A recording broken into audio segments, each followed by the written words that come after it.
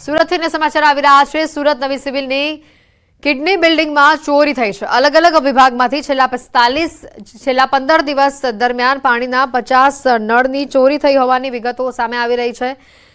નવા નળો ન નખાય ત્યાં સુધી પાણીનો વેડફાટ અહીંયા આ જ રીતે થતો રહેશે। સિવિલ દ્વારા હાલ નવા નળો નાખવાની શરૂઆત કરવામાં આવી છે।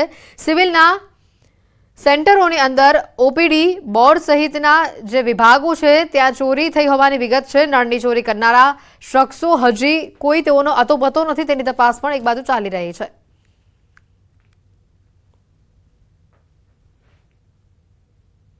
જૂનાગઢમાં તસ્કરો બેફામ બન્યા છે। બે કારના કાચ તોડી 4,25,000ની ચોરી કરી। અડધો કલાકના જ સમયમાં બે કારમાંથી ચોરી થઈ। ઝાંઝરડા રોડ ઉપર કારના કાચ તોડી 2 લાખની ચોરી કરવામાં આવી। વાડલા ફાટક પાસે કારના કાચ તોડીને 2.25 લાખની ચોરી કરાઈ। ડીવાયએસપી, એલસીબી સહિતના સ્ટાફે ઘટના સ્થળે પહોંચી તપાસ હાથ ધરી હતી।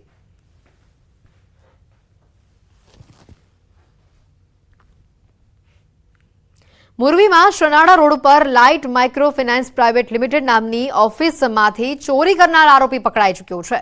પોલીસે સીસીટીવી ફૂટેજના આધારે 4 આરોપીઓને ઝડપ્યા છે। ગત 15મી તારીખે રાત્રિના સમયે ઓફિસના શટરની ચાવી અને લોકરની ડુપ્લિકેટ ચાવી બનાવી આરોપીઓએ ચોરી કરી હતી। મોરબી ક્રાઇમ બ્રાન્ચ અને એ ડિવિઝન પોલીસે વિવિધ ટીમો બનાવી આરોપીઓને ઝડપી પાડ્યા છે। પોલીસે ચોરીની રોકડ રકમ, મોબાઈલ ફોન, હોન્ડા સાઇન મળીને કુલ 8,01,500 રૂપિયાનો મુદ્દામાલ જપ્ત કરી કાર્યવાહી હાથ ધરી છે।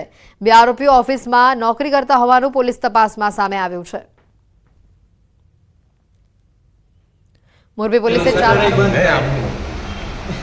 જયભાઈ જે છે એ હાલ આ કંપનીમાં નોકરી કરી રહ્યા છે, તેમજ અભિષેક દેવમુરારી છે જે આ કંપનીમાં અગાઉ નોકરી કરતા હતા, જેઓને આ કંપનીની અંદર પ્રવેશવાના રસ્તા તથા એની ચાવી વગેરે વસ્તુથી વાકેફ હતા। તેથી આ લોકોએ ભેગા મળી ડુપ્લિકેટ ચાવી બનાવી આખો પ્લાન ઘડેલ હતો અને આ પ્લાનમાં તેમણે તેમના મિત્રો મયુરભાઈ તથા વરુણભાઈનો ઉપયોગ કરી અને આ ચોરીને અંજામ આપેલ હતો।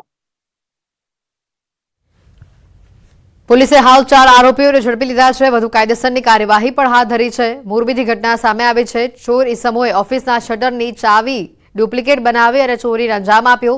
લોકરની ચાવી બનાવી રોકડ રકમની ચોરી કરી તેઓ ફરાર થયા હતા। ઝડપાયેલા આરોપીઓ બે ઓફિસમાં જ નોકરી કરતા હોવાની માહિતી છે। ત્યારે અલગ અલગ દ્રશ્યો આપણે બતાવી રહ્યા છે સુરત, જૂનાગઢ અને મોરબીથી, કે જ્યાં અસામાજિક તત્વોનો આતંક સામે આવ્યો છે, ચોરોનો તરખાટ સામે આવ્યો છે। સુરત, જૂનાગઢ અને મોરબીથી હાલ આ સામાજિક તત્વોને, ચોરોને કાયદાનો કોઈ ડર જ ન હોય તે પ્રકારના દ્રશ્યો અલગ અલગ શહેરોથી સામે આવી રહ્યા છે। વડોદરામાં ભાજપના પૂર્વ કોર્પોરેટરના પુત્ર તપનની હત્યાનો મામલો જે સામે આવ્યો હતો। હત્યારા બાબર ખાન સહિત 4 આરોપીઓના આજે રિમાન્ડ પૂરા થયા છે। રિમાન્ડ પૂરા થતા મહિલા સહિત 4 આરોપીઓને કોર્ટમાં રજૂ કરવામાં આવ્યા। નામદાર કોર્ટે હત્યાના કેસમાં સંડોવાયેલા 4 આરોપીઓને જેલના હવાલે કર્યા છે। આ ગુનામાં કુલ 10 આરોપીઓની સંડોવણી હતી। ગુનામાં સામેલ 9 આરોપીઓને જેલના હવાલે કરી દેવાયા છે, જ્યારે હજી પણ એક આરોપી પોલીસ પકડથી દૂર છે।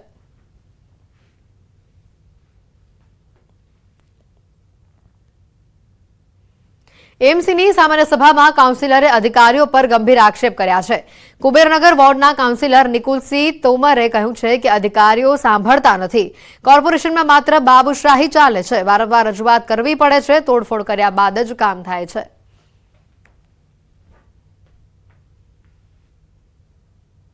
एक एक चीज़ માટે અમને વારંવાર લડવું પડે, વારંવાર કોર્પોરેશનની ઓફિસ જવું પડે, કોર્પોરેશનની ઓફિસમાં તોડમફોડ કરવી પડે, ત્યારે કામ થાય। ત્યારે કામ થઈ શકતો હોય તો કેમ એકવાર કહેવાથી નહીં થતું? કોના કહેવાથી કામ રોકાય છે, કેમ કામ રોકાય છે એ મને ખબર નહીં પડતી, પરંતુ મારાય નહીં, કોઈ બી કોર્પોરેટરના કામ નહીં થતા। આવકની સામે જ્યારે ખર્ચનું પ્રમાણ વધી જાય છે ત્યારે પરિસ્થિતિ વિકટ બને છે।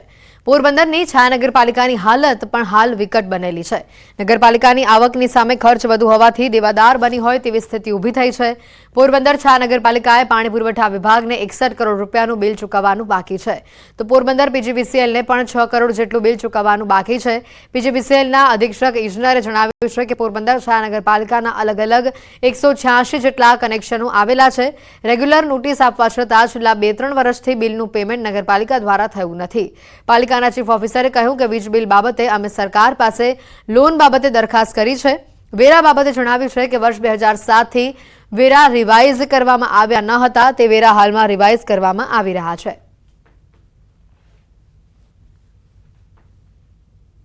પોરબંદર છાયા નગરપાલિકા આપણા પાણી પુરવઠા જૂથ તેમાં જોડાયેલું છે અને એને આપણે નર્મદાનું પાણી પૂરું પાડીએ છીએ, જેનું આજ દિન સુધીનું અંદાજિત 61 કરોડ રૂપિયાનું બિલ પાણી વેરો બાકી છે.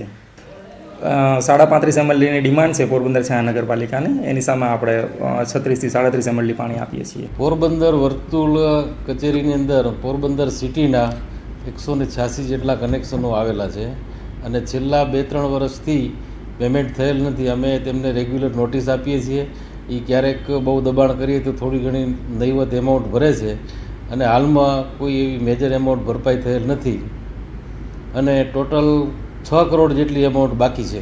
પોરબંદર છાયા નગરપાલિકાના પાણી પુરવઠાના લગભગ 55 કરોડ જેટલી રકમ બાકી છે અને જે પીજીવીસીએલનું બિલ છે લગભગ અંદાજિત 6 કરોડ જેટલી રકમ હવે થવા પામશે. તો જે વીજ બિલ છે એના માટે સરકારમાં દરખાસ્ત પણ અમે કરેલ છે લોન બાબતે, અને જે વેરા છે એ ઘણા સમયથી રિવાઇઝ નહોતા કરવામાં આવ્યા, લગભગ 2007થી રિવાઇઝ નહોતા થયા. એ તાજેતરમાં અમે એને રિવાઇઝ કર્યા છે અને નવા વેરાનું પણ આયોજન કરીને અને એના નિયમો પણ હમણાં તાજેતરમાં સામાન્ય સભામાં મંજૂર કરાવ્યા છે. નિદાન જેટલું વહેલું, બચવું એટલું જ સહેલું. આ ધ્યેય મંત્રની સાથે ગુજરાત કેન્સર રિસર્ચ ઇન્સ્ટિટ્યૂટે 36,000થી વધુ લોકોનું સ્ક્રીનિંગ હાથ ધર્યું છે. આ સ્ક્રીનિંગ દરમિયાન કેન્સરના 55 કેસ સામે આવ્યા છે. ગુજરાત કેન્સર રિસર્ચ ઇન્સ્ટિટ્યૂટે કેન્સર સ્ક્રીનિંગ માટે 2021થી વધુ ઓપીડીનો આરંભ કર્યો. આ પહેલ હેઠળ આજ દિવસ સુધી 36,000થી વધુ દર્દીઓનું સ્ક્રીનિંગ કરવામાં આવ્યું અને જેના પરિણામ સ્વરૂપે કેન્સરના 55 જેટલા દર્દીઓનું વહેલું નિદાન થઈ શક્યું છે. મોઢા, સ્તન, ગર્ભાશયના કેન્સરને સમયસર શોધી કાઢવાના ઉદ્દેશની સાથે શરૂ થયેલી આ ઝુંબેશમાં મહત્વપૂર્ણ વાત એ છે કે આ ટેસ્ટિંગ માટે કોઈ રજિસ્ટ્રેશનની જરૂર નથી અને તેની સેવાઓ સંપૂર્ણપણે મફત છે. આ સ્ક્રીનિંગ હેઠળ 40 વર્ષથી વધુ વય ધરાવતી મહિલાઓને મેમોગ્રાફી અને ગર્ભાશયના કેન્સરની તપાસ જેવી સુવિધાઓ વિનામૂલ્યે પૂરી પાડવામાં આવે છે. ખાનગી ક્લિનિકમાં તેનો ખર્ચ 5 થી 6,000 રૂપિયા થતો હોય છે. આ ઉપરાંત ઓપીડીમાં મહિલાઓને સ્વ તપાસની ટેકનિક પણ શીખવવામાં આવે છે. ઉલ્લેખનીય છે કે જીસીઆરઆઈમાં દરરોજ 1,000 જેટલા કેન્સરના દર્દીઓ આવે છે અને આરોગ્ય સુવિધાનો લાભ મેળવે છે. ગુજરાત સરકારની સહાયથી ચાલતી આ ગુજરાત કેન્સર રિસર્ચ ઇન્સ્ટિટ્યૂટ કેન્સરના અનેક દર્દીઓ માટે આશીર્વાદ સમાન સાબિત થઈ છે. અમારો એક મુખ્ય મેસેજ એ છે કે આ માહિતી આપણે વધુને વધુ લોકો સાથે સ્પ્રેડ કરીએ. સ્ક્રીનિંગ કરાવો, ડરશો નહીં. જેટલું વહેલું નિદાન થશે એટલી જ સારવાર સરળ અને ઇઝી થશે અને સર્વાઈવર રેટ પણ આપણો એટલો જ વધારે મળશે. ઓલું મેમોગ્રાફી કરી, સોનોગ્રાફી કરી કે થોડુંક ડાઉટફુલ છે તો 2 દી રોકાવ એટલે રિપોર્ટ આવી જાય બધાય. પછી હું 1 દી રોકાઈ ગયા એટલે ખબર પડી ગઈ. ચેકઅપ કરાવ્યા પછી મને ડિટેક્ટ થયું એટલે મને એમ થયું કે હાલો હવે નવા ઓપરેશન માટે સાહેબે કીધું કે તમે ઓપરેશન કરાવી નાખજો વહેલી તકે, એટલે મેં કીધું હા કરાવી નાખશું ચોક્કસ. એના માટે મને બહુ સારી છે અત્યારે તબિયત, ને તમે પણ લોકો બધા ચેકઅપ કરાવતા રહેજો એટલી મારી વિનંતી.